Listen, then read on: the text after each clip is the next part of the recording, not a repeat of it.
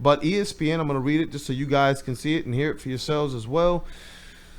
ESPN surveyed league executive coaches and scouts to help rank the top 10 players at 11 different positions from quarterback to cornerback and all positions in between. This is the 6th edition of these rankings, and as usual, several players moved up or fell off last year's list. A reminder of the rankings process, and we won't get into all of that, but this was what was interesting is everybody that they polled in this thing. And so when I look at these rankings, I'm starting to wonder, what type of reputation necessarily do the Lions have across the NFL?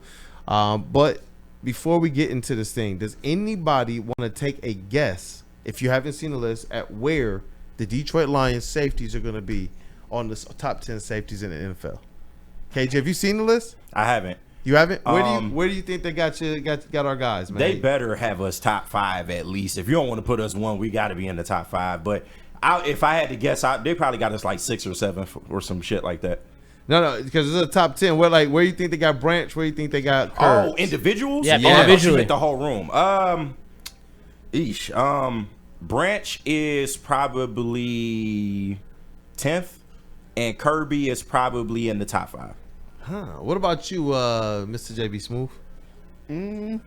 I see you, Justin. I kind of like what KG said. I think Kirby's definitely top 5, or at least top 3, and then Branch is probably top 10.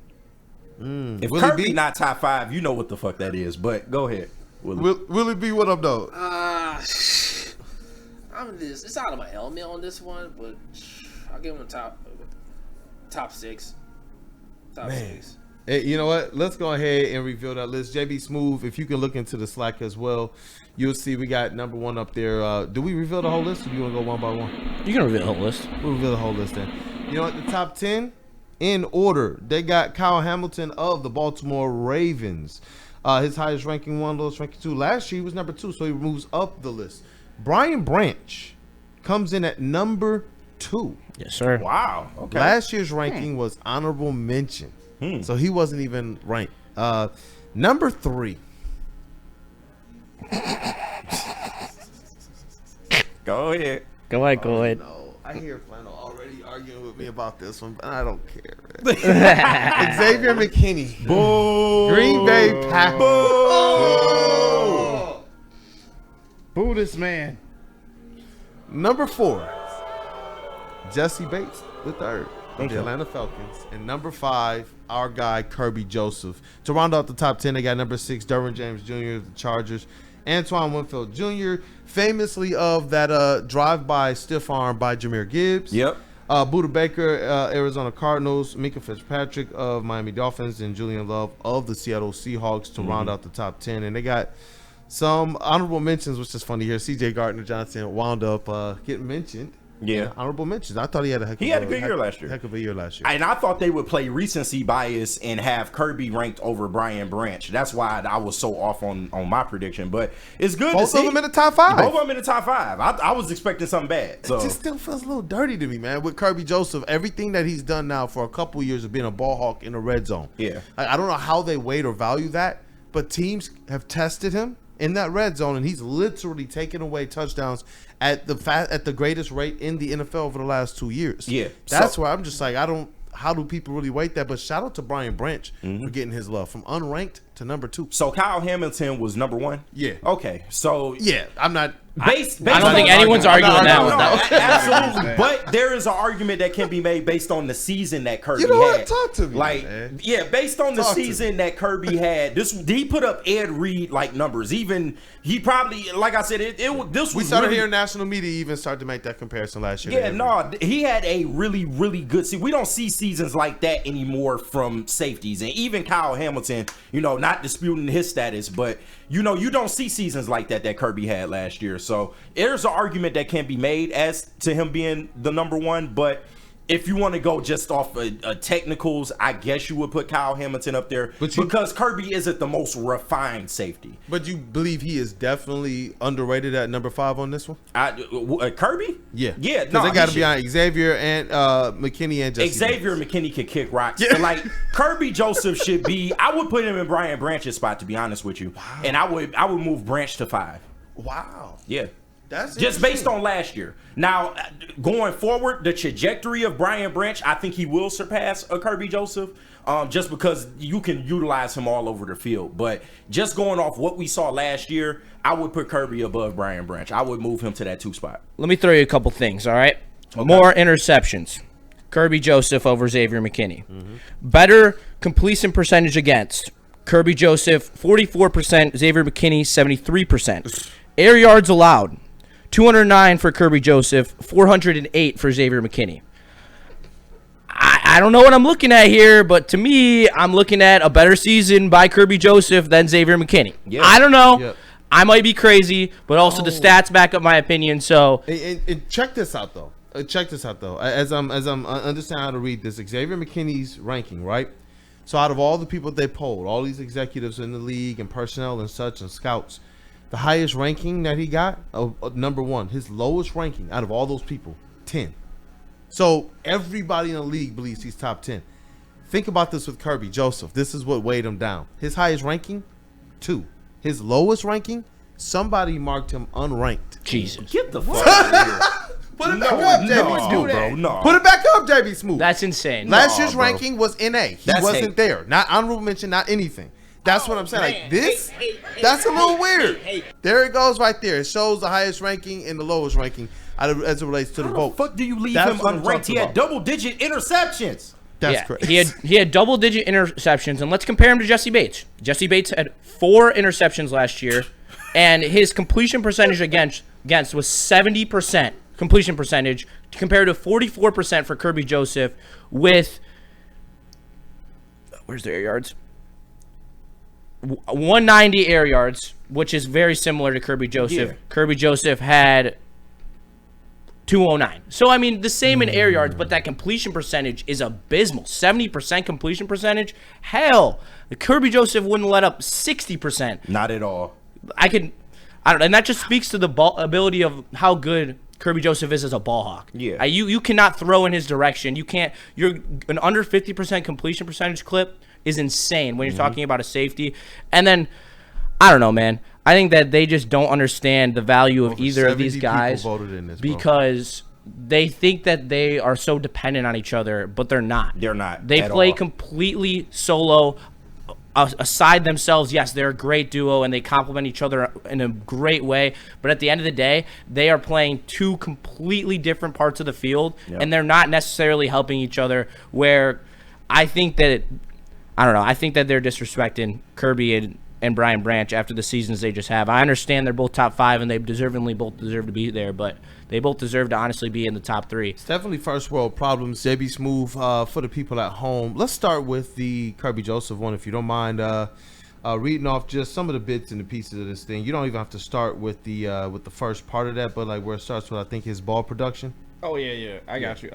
So his ball production is what sets him apart. Yes. Opposing quarterbacks have had a 29.2 passer rating when targeting Joseph, Unranked? who led the fuck are you talking NFL about? this past season with 9 interceptions. His 36.4% ball hawking rate led all safeties who were targeted more than 30 times. As a rookie Kerby was hooping, in bro. 2022, Yes. Joseph was thrusted into the starting lineup due to injury. Since then, he has broken up 31 passes and produced 17 interceptions, the most in the NFL during that time. He's span. arguably bro. number 1, bro. The last 2 seasons have been his. Yeah. From the safety position. The top 3 should 100% be Kyle Hamilton, Brian Branch, and Kerby Joseph. Yeah. Clean cut, period. I don't care what order you put them in. I think that there is a class of those 3 safeties that are above Jesse Bates and Xavier McKinney. They're both great safeties in their own right, but they are not as versatile as either of those guys. And I think that I definitely think the moniker on Kerby Joseph being a dirty player affects him. I was just about to say question. that. Somebody That was in the gonna be my chat. question.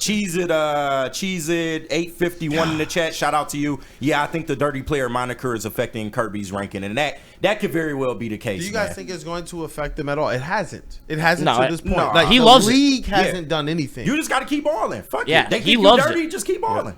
I wonder what the dichotomy is then, because the league and the refs and the league offices, they're not even going back and saying, you know what, that play did deserve a fine or a Thank flag. you. They're not even doing that. But you got 70 coaches and personnel and executives from around the league that believe this. That's insane to me. And part of me sometimes wonders how long before this starts to backfire on the Detroit Lions. But for now, you know what? You can't. For as much as we've gotten, I don't know how many of these stupid apology letters from the referees, I can only applaud them right now for standing on business, because you know what? They're not bowing down to what the league is believing. We're hearing players yap. We heard Matthew Stafford, knowing he was mic'd up, yapping about it.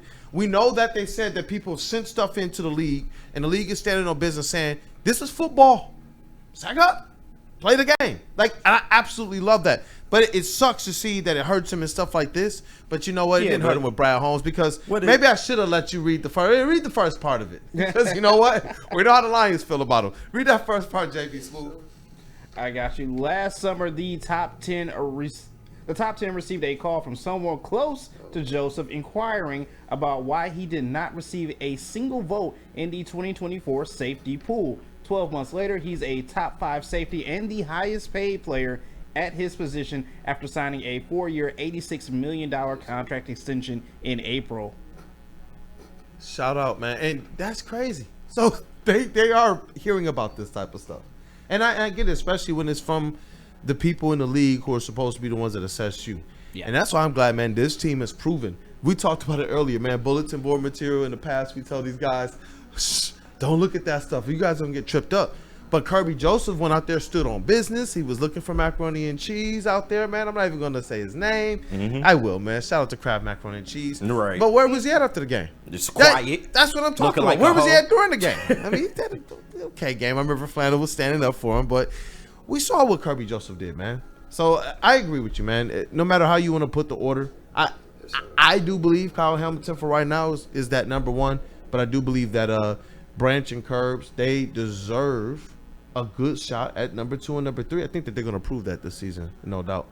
What about you, JB Smooth? When you see this top 5, top 10, any emotions, anything stand out to you as our voice of reason?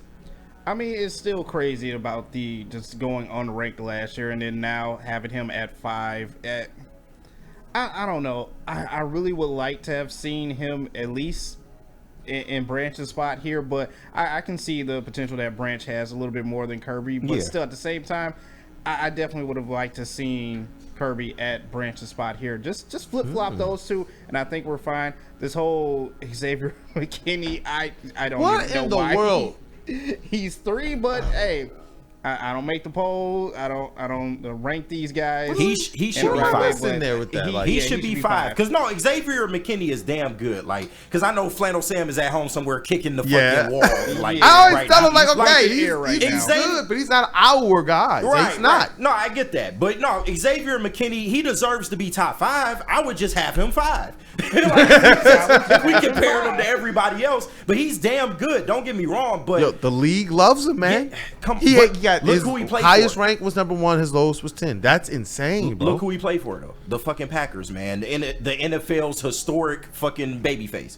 So it is what it is, man. Because of the team? Is that it? Yeah, it's you know, I think that it's really just the narrative that surrounds Kerby Joseph as to why he isn't higher on this list. But it is what it is. Like I said, it can never backfire if you continue to go out there and ball. Like, the stats gon' shut people up at the end. No, look, because I know Flannel Sam and I, we're gonna next week at some point in time cover the top 25 players under 25 from the 33rd team via Steve Palazzolo. And there's some interesting things here, man.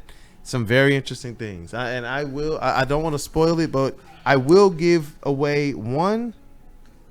There's some players that should be on this list that are not. I'll tell you this. Kerby Joseph is not a part of the top 25 under 25. They got him on the honorable mention list. Yes. They got him on the honorable mention list. Behind Cooper DeJean. Shit. Yep. All right, cut to break. Light the cigarette. Cut to break. Light the cigarette. I'm not entertaining any of this BS. Next week, bro. Hey, hold on.